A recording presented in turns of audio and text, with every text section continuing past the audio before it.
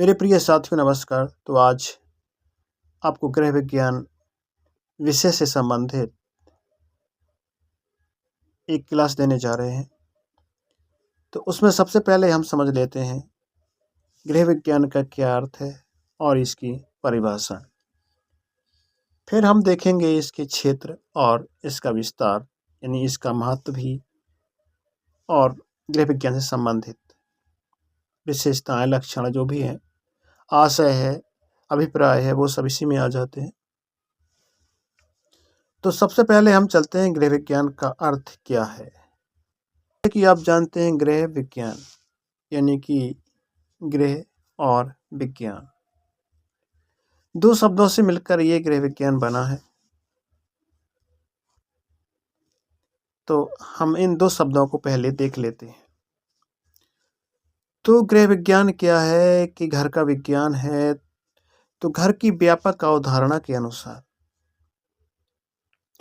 घर के सभी दायित्वों को पूरा करने के लिए घर की उत्तम व्यवस्था अत्यंत आवश्यक है, जिसे हम गृह विज्ञान कहते हैं।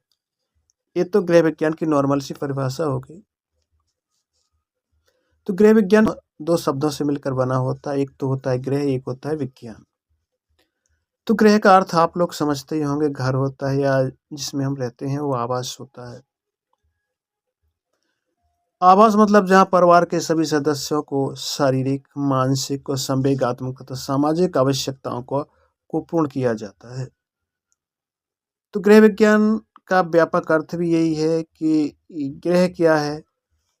गृह क्या है जहाँ हमारे परिवार के सभी सदस्य रहते हैं, जो शरीर रूप से और मन के रूप से और संवेगों के रूप से, प्रेम, प्यार, घृणा आदि के रूप से, और समाज की आवश्यकताओं भी यहाँ पूरी होती हैं। तो वह गृह हो गया। लेकिन अब विज्ञान का अर्थ है व्यवस्थित ज्ञान, अर्थात प्रत्येक पहलू के तथ्य के साथ जोड़ते हुए अध्ययन करना। साफ शब्दों में हम कह सकते हैं कि घर से संबंधित विभिन्न पहलुओं का व्यवस्थित अध्ययन करना ही गृह विज्ञान कहलाता है। तो गृह विज्ञान क्या होगा कि घर से संबंधित सभी पहलू, वो पहलू कौन कौन से? शारीरिक, मानसिक, संवेगात्मक और सामाजिक आवश्यकताओं की पूर्ति वाले पहलू, इन सभी का व्यवस्थित ज्ञान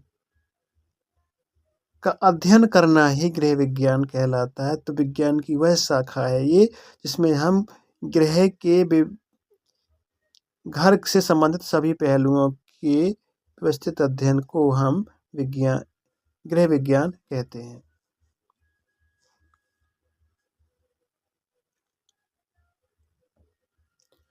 तो दूसरे शब्दों में हम ये कह सकते हैं कि जो गृह विज्ञान होता है, इसमें समस्त क्रियाकलाप या प्रत्येक चरणों को एक सही ढंग से एक क्रिया में लाते हैं और उचित निर्णय लेकर हम इन्हें पूर्ण करते हैं, यही गृह विज्ञान है।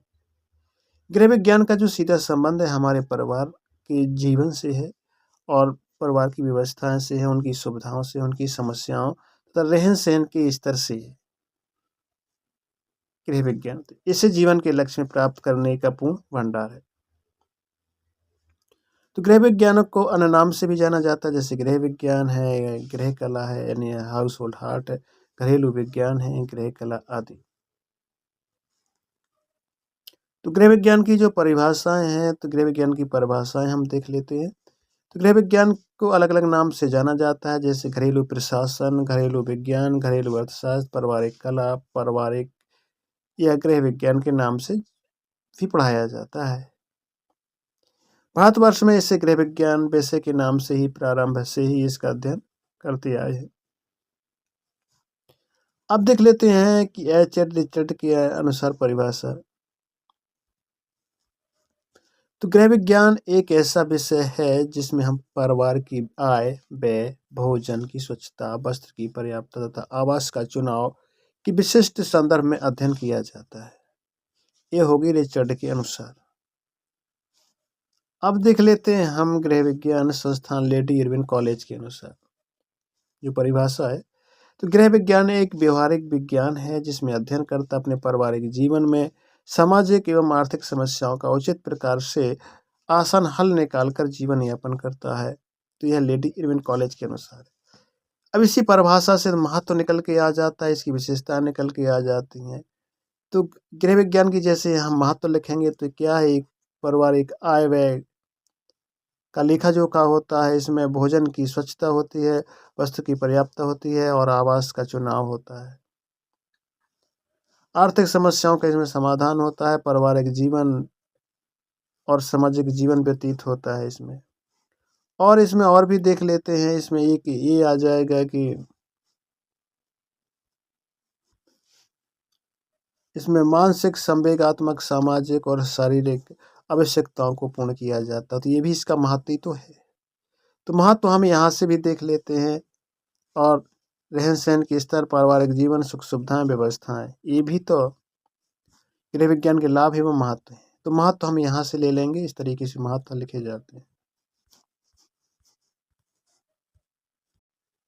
अब हम समझ लेते हैं जो गृह विज्ञान के क्षेत्र हैं वो कौन कौन से हैं।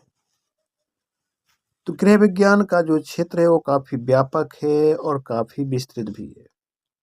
इसका क्षेत्र ज्ञान की ऐसे क्षेत्रों से संबंध रखता है जो व्यक्ति के परिवार के जीवन के किसी न किसी पक्ष से जुड़ा हुआ होता है। अर्थात कि इसके अंतर्गत वे सभी विषय आ जाते हैं जो परिवार के निर्माण के लिए आवश्यक होते हैं। गृह विज्ञान का क्षेत्र केवल घर तक ही सीमित नहीं है, वरन इसका क्षेत्र समाज और विश्व में भी इसका व्यापक है। तो ये गृह विज्ञान के क्षेत्र भी हो गए और व्यापक क्षेत्र भी इन्हें कहते हैं, और ये गृह विज्ञान की व्यापकता भी है।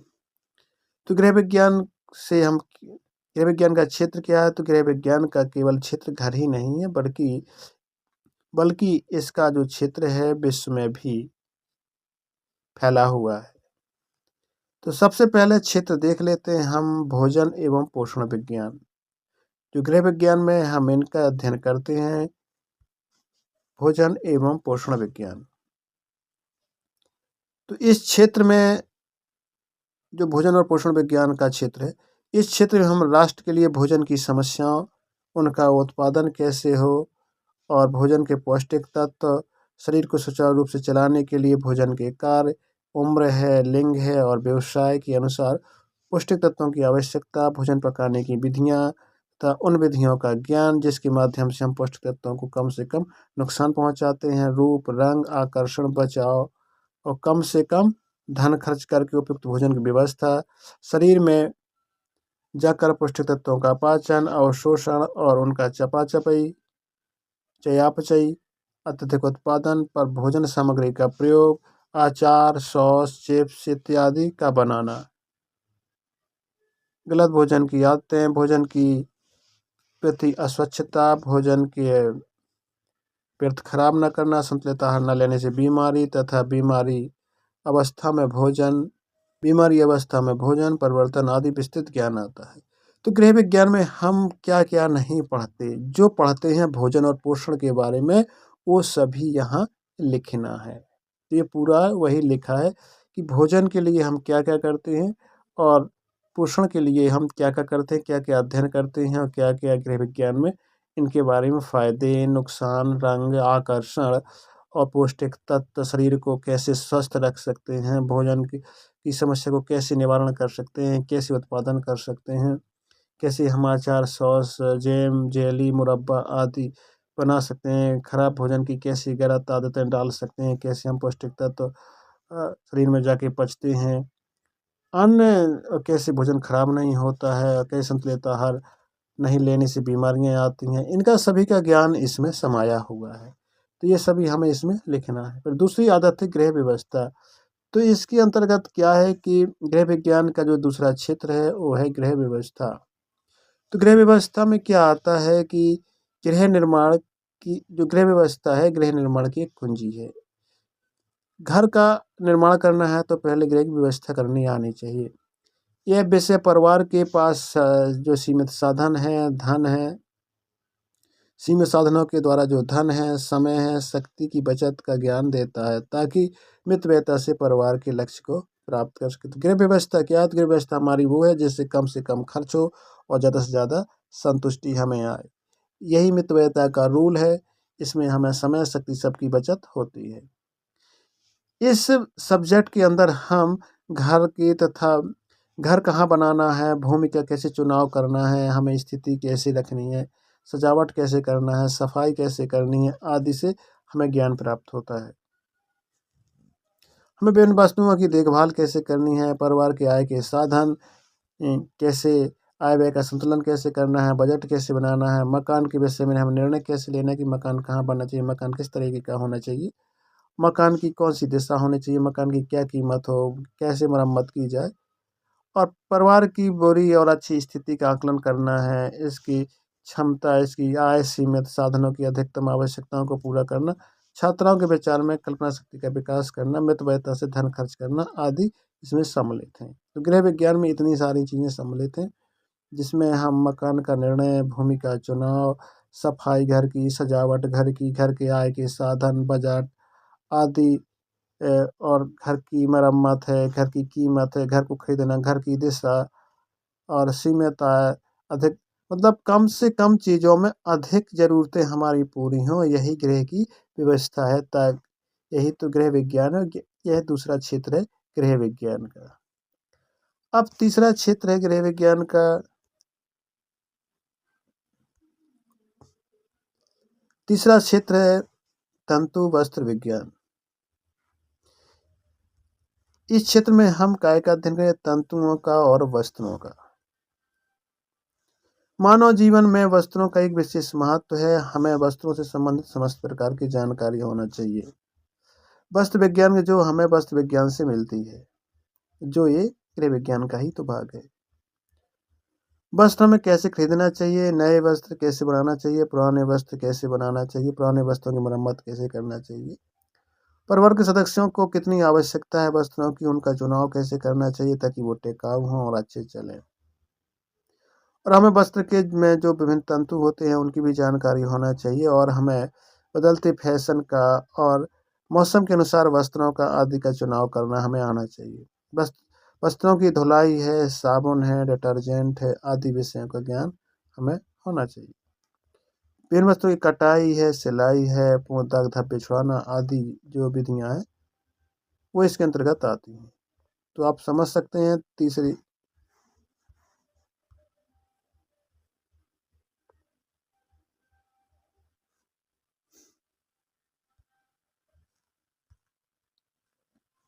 अब जान लेते हैं प्रसार शिक्षा। तो प्रसार शिक्षा गृह विज्ञान की एक महत्वपूर्ण शाखा है। तो गृह विज्ञान का चौथा क्षेत्र है प्रसार शिक्षा, जो क्या है गृह विज्ञान की एक मुख्य शाखा है। यह विषय अशिक्षित और ग्रामीणों के लिए एक विकास का कार्य करती है, नई सोच देती है, और इस प्रसार शिक्षा का क्षेत्र बहुत ही बड़ा है। इसे हम अनौपचारिक शिक्षा भी कहते हैं, क्योंकि इसमें करके सीखना आता है। कृषि की हम नई खोज करते, इसमें नए प्रयोग ग्रामीणों को बताए जाते हैं ताकि वे अपनी फसल से अधिक धन कमा सकें। तो गृह विज्ञान का ही एक क्षेत्र है जिसमें हम ग्रामीणों को शिक्षा देते हैं कि आप अच्छा उत्पादन करिए और अच्छी अच्छी उन्नत फसलें बोइए ताकि उत्पादन ज़्यादा से ज़्यादा हो। अब प्राथमिक चिकित्सा तथा गृह परिचर्या, इसमें हम जो गृह विज्ञान का ये पांचवा क्षेत्र है, जिसमें गृह विज्ञान के अंतर्गत हम प्राथमिक चिकित्सा तथा गृह परिचर्या का भी अध्ययन करते हैं। प्राथमिक चिकित्सा तथा गृह परिचर्या के अंतर्गत हम विभिन्न दुर्घटना, जैसे उनका उपचार, उनका तरीका, औषधियों की जानकारी और उनके देखभाल का तरीका इसमें बताया जाता है, और इसमें चोटों का और बीमारियों से बचने के उपाय भी बताए जाते हैं। अब आता है शरीर क्रिया विज्ञान। तो शरीर क्रिया विज्ञान क्या है और स्वास्थ्य रक्षा। तो शरीर क्रिया विज्ञान शरीर की क्रिया है, जो विज्ञान शरीर की क्रिया विज्ञान तथा स्वास्थ्य रक्षा का भी एक विशेष रूप से अध्ययन इसमें किया जाता है। गृहिणी को मानव शरीर के बाह्यंतर अंग और आंतरिक अंगों का ज्ञान और शरीर को स्वस्थ रखने के नियमों की जानकारी भी गृह विज्ञान से ही मिलती है, और आधुनिक चिकित्सा प्रणाली का ज्ञान भी यहीं से प्राप्त होता है।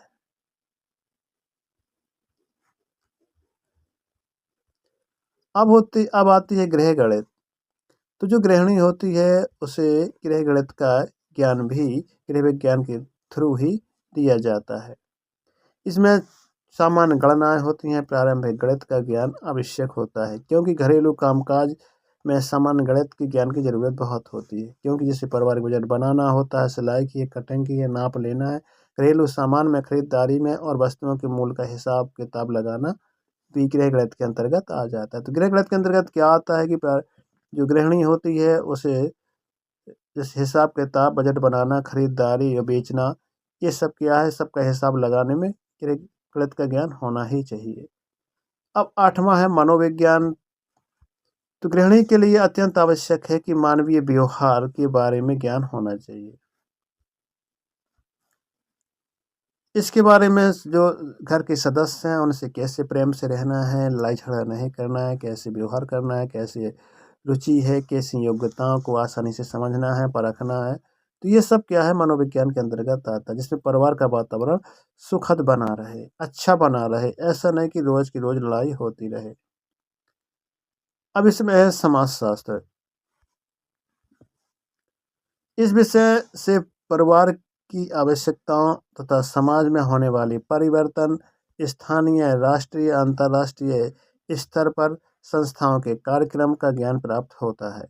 तो गृह विज्ञान के इस विषय का ज्ञान देकर भावी गृहिणी को समाज के प्रति उनका दायित्व समझाया जाता है, जिससे गृहिणी को परिवार और समाज की आवश्यकताओं का ज्ञान प्राप्त करने में सहायता मिलती है।